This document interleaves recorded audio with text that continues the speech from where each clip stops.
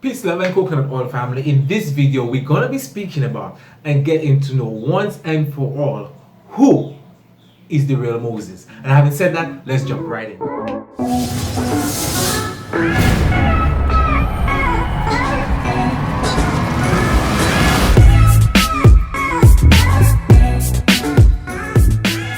Peace to the family.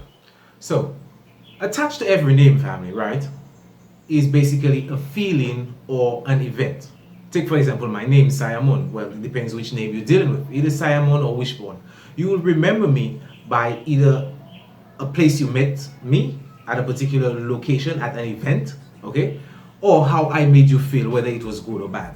So having said that, attached to the name Moses is not really a feeling per se. Well, the adherents and those who really believe, he gives them a sort of feeling, but more so with the name Moses. Attached to that name, we have different events, be it from the basket in the river to killing one of Pharaoh's soldiers, okay, to the Exodus. How's about climbing up the Mount Sinai and getting the commandments, or holding up the sun? I'm sure the family has come across one of those stories that I'm speaking about, which basically is centered around the individual referred to as Moses. So a lot of people believe that this man actually existed, okay? I've also seen a lot of memes that basically try to compare and saying that Moses is actually King Tutmos from ancient Egypt. And apart from a linguistic similarity, family, I cannot see that happening, because the main event of Tutmos the first, okay, he basically stretched Egypt's borders all the way to Nubia, all right? And Tutmosis the third, he basically went to war against some foreigners, what they call Armageddon, which is the Battle of Megiddo. And he won that victory. But that has nothing to do with the story of Moses. So obviously, Tutmosis cannot be Moses in the Bible, right? So who is this Moses? I mean, we need to get down to the real Moses. Now, according to the narrative, he was basically the child of a slave. And he was placed in a basket, okay, that was covered and sealed on the sides and sent down a river. The baby, which is Moses, was actually drawn from the river by the Pharaoh's wife. So firstly, we have he being born a slave, okay, being born in secrecy, because obviously that's the reason that they sent him away. They didn't want the overlords to basically find out that they had this son, this man-child. So again, according to the story, family, he was born a slave. So he was basically born in secrecy. He wasn't supposed to be born, let's just put it that way. It was a time period where they were killing all male slave children like that. So that's why they had to send him away, right? The basket was sealed, sent down the river. He was taken into the royal family and raised up as one of them, right? Now, while this story sounds really believable, family, all this, according to the chronology of the Bible, took place in 1391 BC, right? Now, according to that date, there is actually an pre-existing or an earlier rendition of a similar story. And what I mean by that is the story of King Sargon of Akkad. This earlier rendition, which involves King Akkad of Acadia family, took place in 2334 BCE. So we're talking about over 1,000 years even before the story of Moses, family. So isn't that some kind of hint as though part and parcel of that story was actually stolen from Akkad, the Akkadians of King Sargon?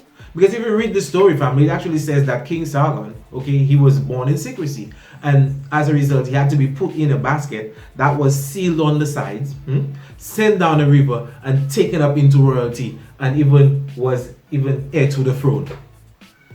You see what I'm saying? So within that regard, we have the beginning of this individual called Moses. His life is pretty much similar and the same to an earlier rendition over 1,000 years before what we have in the Bible. So what is this? I mean, the family should know by now. I mean, the Bible is just a rewriting of stories and just, you know what I mean. So from that alone, while we have other points coming, but that alone, you should be like, okay, so that story, and I mean, that real fitting, you can see something that people plagiarize.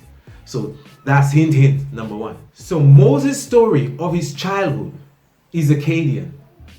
His upbringing, because remember he was taken into royalty, right? Where?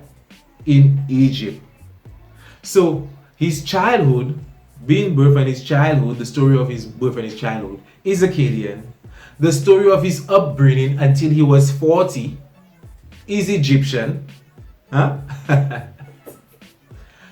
And the rest of the story is astrological.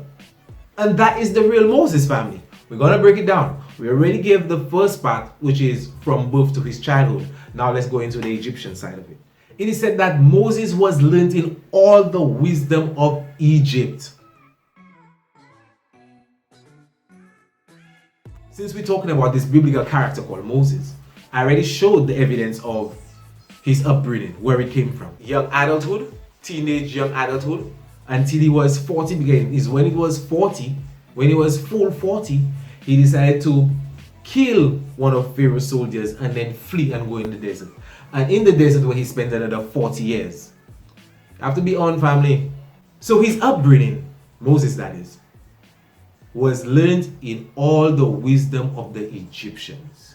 So we showed you the Akkadian, we showed you the Egyptian, and the astrological section that I'm speaking about, family. I mean, if you have watched one of our very first recent videos, we went into how Moses, when he came from the mountain, after receiving the commandments, there is a mistranslation in the Bible where it says that his face did shine. The original translation said that Moses had horns. You see what I'm saying? So it's not a literal man with horns, family. Moses actually represented the constellation of Aries. You see, because Aries, we can tell the whole Bible through astrology, where part and parcel of it, after, they misappropriate date and times in the Bible, but just mix it up and just give you a jumble thing, I don't laugh, but family, the real Moses is a mixture of three, possibly even four, because is the awakening going on and we're just basically exposing them things for what they really are. So there was no individual really and actually called Moses. You see what I'm saying? He's just a mixture of Akkadian mythology, Egyptian, to give the excuse of basically the commandments, because the family should know by now 8 out of 10 of those commandments were even taken, some say from the code of Hammurabi, right? But family, come on, you can see the code and the structure of these laws even in the 42 laws of Ma'at, the 42 negative conversions or the 42 laws, however you want to say it. You can see it in there. So if he is learned in all the wisdom of Egypt, right? Your whole upbringing, or what you were taught as a little boy, is basically according to the ancient Egyptians. Allegedly, that's just the story. But if we're going by the story, obviously you would have to learn of those principles. So as a result, you play like you go up in the mountain and God come and speak to you, and then you come down with 10 commandments on 2 tables of stone. You see? But all that is actually plagiarization of something, according to the story, you had already know because you were brought up in it. And Moses coming with horns, even when Aaron had built the golden bull or the golden calf to represent the bull, that's actually Taurus. Taurus, the constellation. And we're basically coming out of Taurus, the constellation, and going into Aries, and it was like, you cannot, like, you have to sacrifice the owl. That's why he basically asked them to burn the golden calf. It's all symbolic, But I give it the licks, I still have the higher understanding towards it, because there are 7 levels of consciousness. Never forget that, family. So, Exodus 34:29, the correct translation will tell you that Moses was horned, not just his face shined. Okay? Moses, and that's why now is always a 40 thing with him, Because remember, the zodiac family is there like represented as a circle or a sphere. Just to make it a point of equilibrium, we just say, the equinoxes and the solstices, right? Again, is the sun, because they're like the sun, because we are revolving around or vortexing around or with the sun. It appears that we're passing through the constellations. So, having the equinoxes and the zodiacs, I mean, the ancestors just see, let me just finish and divide that into 12 and just move through. You understand? Instead of complicating the process. So, having been that we have that whole circumference or that whole sphere, that whole circle representing the zodiac and the sun having to pass through all of them. Okay? According to the Great Precession family, which happens every, if you want to be accurate, 25,920 years, or every 26,000, or some use 24,000 years, the sun actually spends 2,000 years in a particular constellation. You see? So they were moving from the age of Taurus. We were moving from the age of Taurus, which is signified by the bull, because Taurus is the bull, right? In ancient Egypt, it was signified by the golden calf, by the cow goddess, Hathor. Hathor. Hathor Sekhmet. My Benjamin Wilson just coming behind this still. You see what I'm saying? So it's all astrological. Family, as in my research so far, I haven't come across one civilization that didn't pay attention or basically try to show the significance and importance of these celestial bodies and the impact that they have on us. All ancient civilizations and cultures used to venerate the celestials. I'm not talking about worship them and them right there. They used to venerate, honor the celestials because they know we yourself are from the stars. What are the main chemical components in the universe, family? We have hydrogen, okay, helium, oxygen, carbon, nitrogen. We contain all of these, family.